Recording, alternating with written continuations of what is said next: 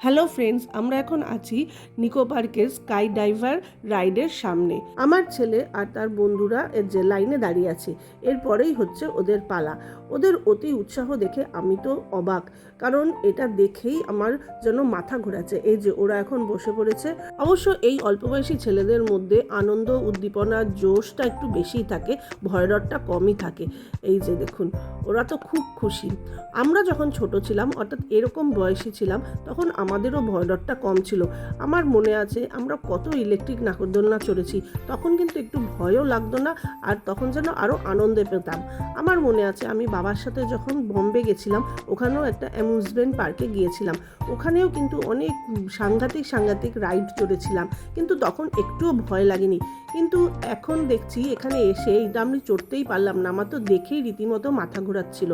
আমরা মায়েরা সব বাইরেই দাঁড়িয়েছিলাম, আমরা ওদেরকে দেখছিলাম, আর বাচ্চাগুলো খুশি মনে এগুলো চড়ে যাচ্ছিল। দেখুন ওদের দেখে কেমন মনে হচ্ছে যে ওদের উপরে তুলে দিয়ে ধূপ করে যেন নিচে ফেলে দিচ্ছে। বাবারে, আমার বুকটা যেন কেঁপে উঠছে। যাই হোক, ওরা এখন আনন্দ করুক। সত্যি কথা বলতে, সব বন্ধুরা মিলে অ্যামিউজমেন্ট পার্কে এসে আনন্দ করার মজাটাই কিন্তু আলাদা।